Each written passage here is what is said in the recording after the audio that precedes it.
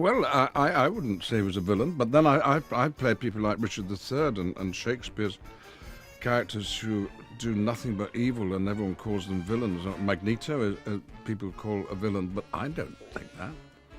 Why, my boy, I simply want what was rightfully mine. The fame, the fortune, the circus. So, no, I would rather not put labels on him.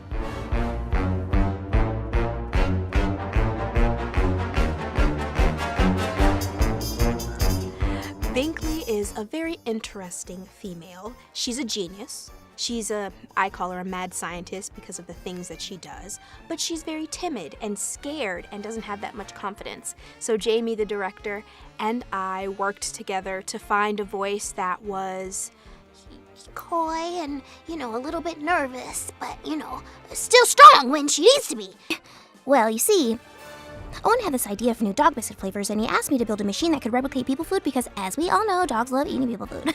Which actually got me wondering, do dogs eat the people food because we're eating it or because they really like it? Or is it because they're eating the food that we have on our plate, which is actually something that they feel like they get better treated for because a lot of people just want my normal voice, and that's cool, you can recognize it, thanks. But I really wanted to try something new, and he said, you know what, I'm down for the cause too, and it worked out.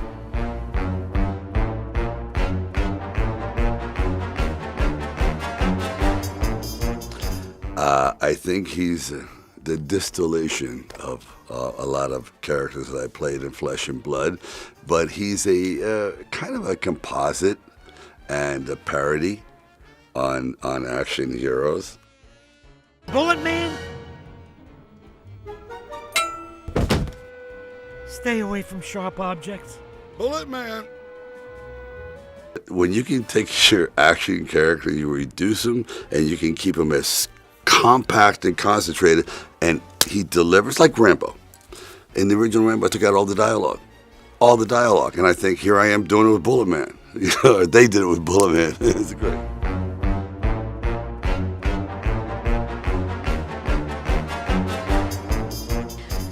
When I first saw the drawings of Talia, she was so beautiful and such a unique character. She's not a typical Disney princess. She's got this beautiful Eastern European look. And in working with everyone, they wanted her to have this very sort of undiscernible accent, but no, she's somewhere near Russia or something like that. But she's very sweet and demure and pure-hearted, and she's not brash because Aunt Esmeralda's pretty brash, so she's more sweet and soft-spoken. We need a more mouths to Which feed. is to say... She's hired! I promise I will not be any trouble. A real beauty, yes. And for me, anytime I do a voice, I look at the drawings first, and the art in this film is so beautiful, and really my inspiration were the drawings for her.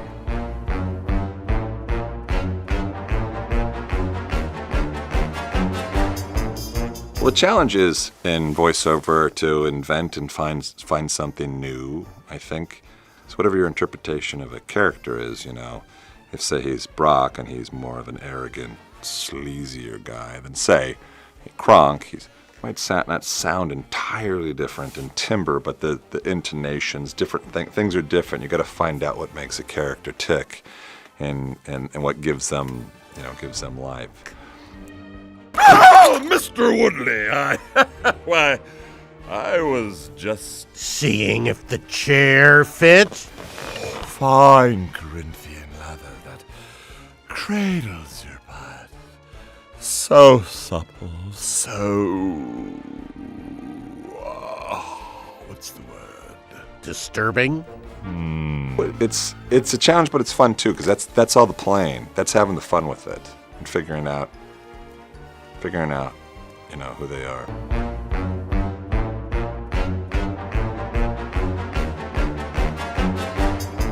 My absolute favourite animal transformation for Owen is when he turns into a hamster, because I love the little buck teeth, and he's kind of rude and a bit dismissive, and just the idea of having an argument with a hamster, which is what Zoe ends up doing. They have this really hilarious driving sequence where they're racing to get somewhere, and she's fighting with a hamster.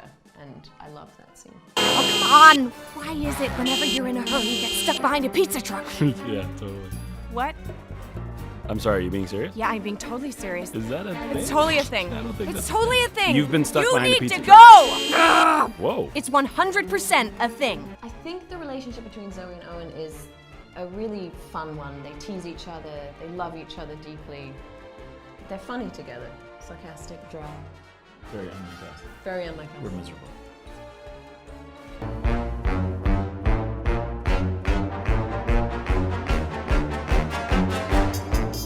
Well, Esmerelda, you know, the good part about playing a character like that is because she's so beautiful. She's a magnificent woman. She's, men chase her everywhere she goes because she's so beautiful. She's a healthy girl. She's a healthy girl. A real beauty, yes. Oh, family resemblance, huh? Oh, the apple does not fall far from the tree. And obviously she comes from an old country. We don't know what country that is, but it's an old country. It's generally called the old country. But it's out there somewhere, you know. And she's a fancy dresser, and she has fabulous décolletage.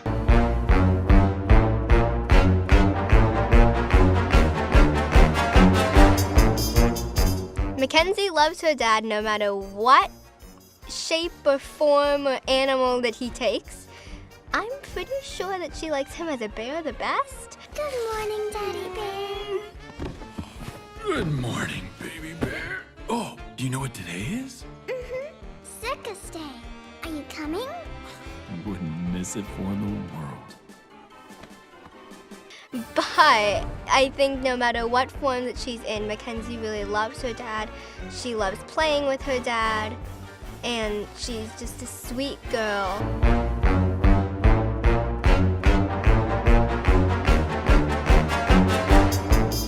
So Chesterfield is a character I play as a clown. And he's like a, really incredible, like he loves the circus, he loves kids, he loves the whole idea of like, the magic of the circus. Because this movie, Animal Crackers, is all about magic. It's all about it is magic. There's magic in this movie. Every time you eat an animal cookie, a human cookie appears in the box. To change back, you just eat it. Pretty good, huh? You want me to eat me? Look at me. I'm Owen. My pants are high. My IQ is low. Hey. It's for horses, which you could turn into if you eat this one. Okay, so how do these things work? Gypsy curse, stale flour, radioactive sugar mites, who knows? Who cares? It's magic. One of the great things that when I read it, I thought, my gosh, that's really unique because, there's also this added layer of the magical, which I think, the kid in me, I liked it.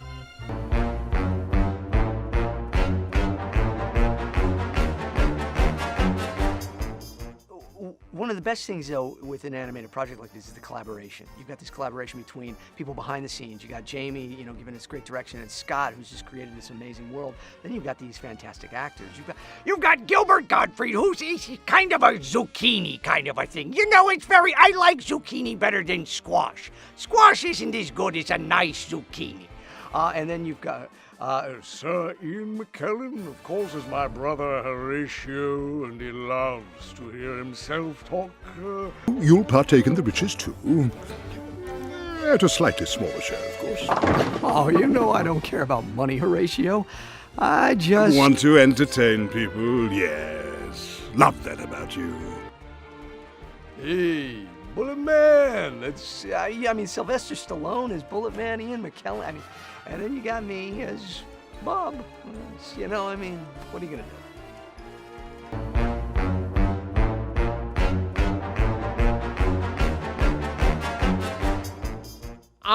My favorite zucchini lines in the movie, well, one was, "We'll make him an offer he can't refuse."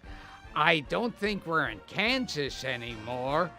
"No more wire hangers."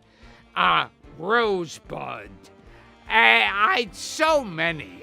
"'Twas beauty killed the beast." just a great zucchini line. The zucchini scours the room looking for an adversary worthy of his deadly skills.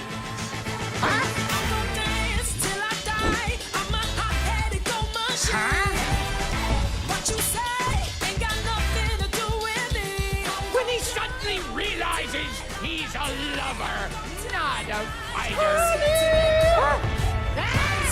My character, Mario Zucchini, is totally different from me.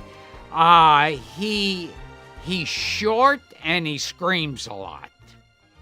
It took me a while to get that character down.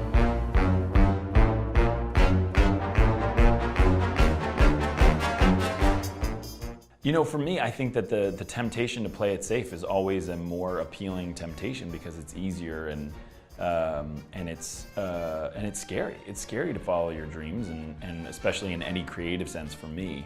I was working 4 jobs before I got my first big gig, which was The Office, and so I was working at 4 different jobs at the same time just to pay the bills, and that's what really tests you about how much do you love what you do, or what you want to do. Because working 4 jobs, you better love it a lot. Otherwise, that gets pretty tedious, and you just jump into one job that's easier. Honey, if this thing actually works, your dad's gonna stop loathing me and start liking stop me. it. You're his son-in-law. Your dad has me eating dog biscuits. You know, kinda. Biscuits for dogs. He has me likes eating you. dog biscuits. Stop and think about that. I'm eating dog biscuits for a job. But this could be my ticket. You mean our ticket? Our ticket, yes. I think I've always known that dynamic, but I was one of the very, very lucky ones to be able to get a chance to do what I love. So it worked out for me, and it works out for Owen, luckily. Meet Owen and Zoe. Day after day, they wake up and go through the same old routine. I'm eating dog biscuits for a job. Your dad has me eating dog biscuits. You know, kinda. Biscuits for dogs. They both work too hard. Hey, sweetie, I have a board meeting in a couple of minutes. Can you just grab Mackenzie from daycare? Yeah, sure thing, honey. They need a change, and I've got just the thing. Surprise! You are now the proud owners of one rundown, worn-out circus. This is what we always wanted. Keep this box close. It's yours now. The secret to the circus is inside. Old animal crackers? They're probably gross, right? They're gross. I'm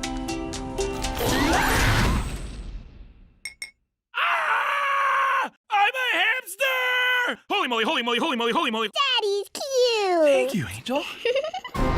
How would you like to be human again? How do these things work? It's magic.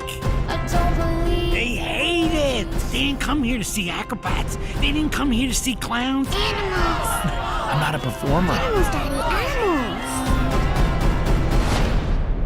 I'm supposed to land in that? Yeah. That looks like a fishbowl. Take it easy, horsey. Oh. Oh. Left, left, left. I mean right. My right. Ah!